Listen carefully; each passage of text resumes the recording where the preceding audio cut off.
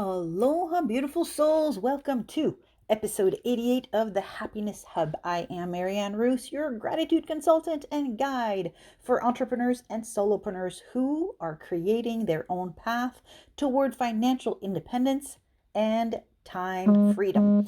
If you have been tuning in for a while, you know I believe gratitude is more than a daily practice.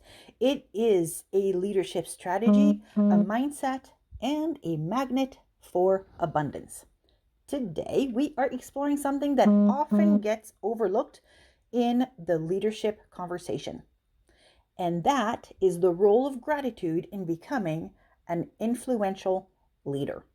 Leadership isn't about titles or hierarchy, it is about impact, and gratitude is the bridge between influence and inspiration. In this episode, we talk about what gratitude actually does inside your brain and your business. Two real life leaders who built incredible influence through appreciation. A couple of fascinating studies that prove why gratitude creates better teams and stronger organizations. And of course, how you can start applying this in your life right now. So grab your tea, your coffee, or your favorite cozy drink, and let's talk about how gratitude helps you attract the kind of influence that changes lives, including your own. Let's start here. When most people think of leadership, they think of strategy, confidence, or decision making. Those are important. But there is something deeper at play than great leadership, and that is emotional intelligence. And within emotional intelligence, gratitude is one of the most powerful tools there is. It's the quiet strength that helps leaders stay calm during chaos, notice people's efforts, and keep perspective when challenges arise. Gratitude doesn't make you soft, it makes you steady. A leader grounded in gratitude doesn't panic when things go wrong because they see what still is right. They don't demand loyalty, they attract it. Now let's get a little scientific about this. The University of Southern California's Marshall School of Business, led by Dr. Glenn Fox, conducted a study on gratitude in leadership settings. They measured brain activity in people who practiced daily gratitude compared to those who didn't. And here is what they found. Those who regularly express gratitude showed higher activation in the prefrontal cortex, not vortex. It is the part of the brain that is responsible for empathy. It is responsible for emotional regulation and decision making. In other words, gratitude literally rewires your brain for better leadership. Teams under grateful leaders were also found to be up to 50% more productive, more creative, and reported significantly lower, less stress levels.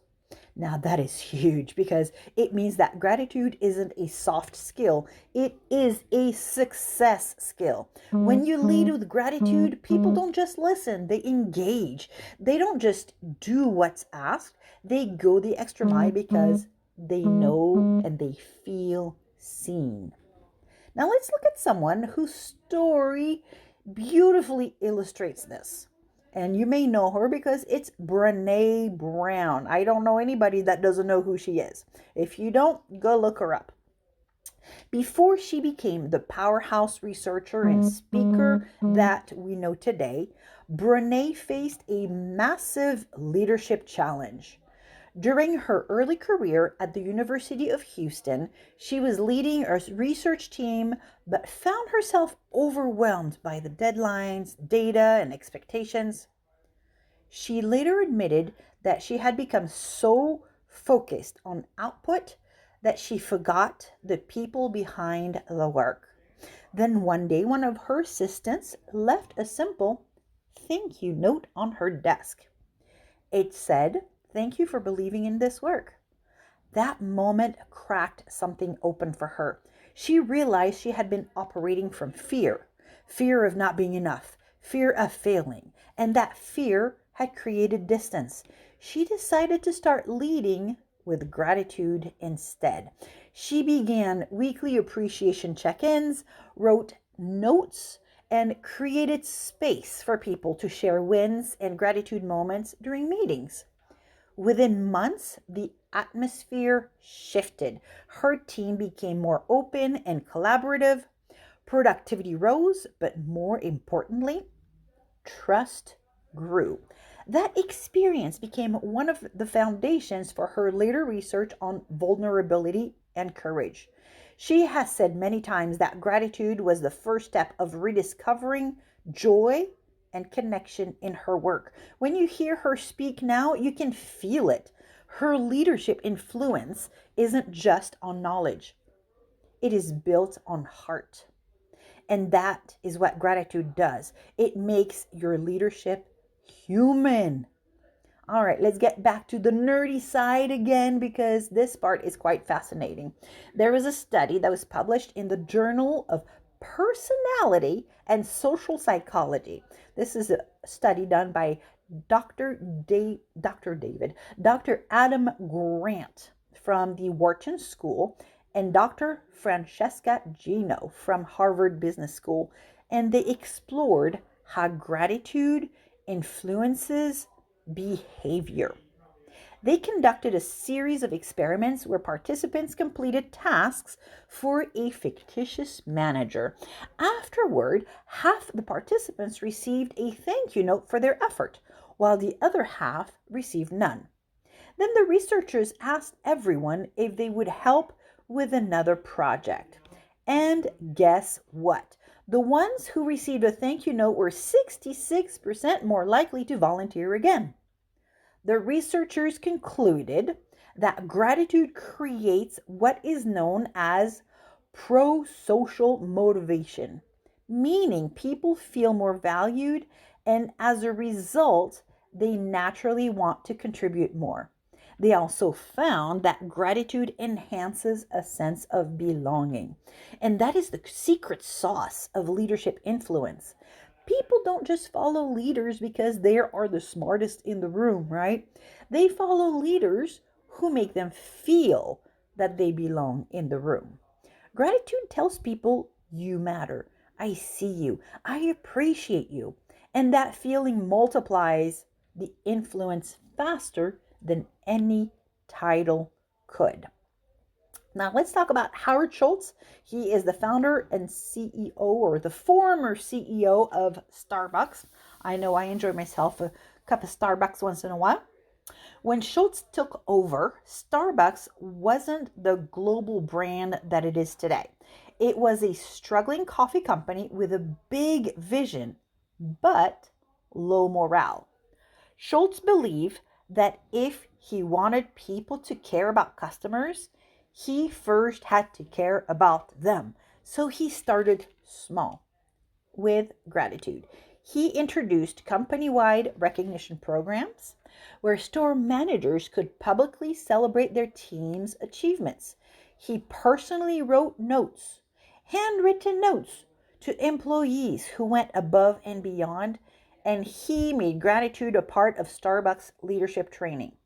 He even extended gratitude to the company's culture by giving part-time baristas access to healthcare benefits and stock options. That move alone sent a message. You matter. So during a 2013 leadership summit, Schultz personally thanked over 100 managers, not in a speech, but with handwritten letters. Employees said those letters were often framed and kept for years. The result? Well, Starbucks became not just a coffee company, but a community. Their employees or partners felt connected to something bigger. Even when the company faced economic downturns, that gratitude-based culture held them together. Schultz has said, success is best when it is shared. That's gratitude leadership in action. So what does this look like for you in your world, right? You don't have to be a CEO or run a global brand. You might be leading your household or a small business or a network marketing team or even just yourself. Leadership starts wherever you are. So here are some simple but powerful ways to start leading with gratitude. Begin every meeting with appreciation.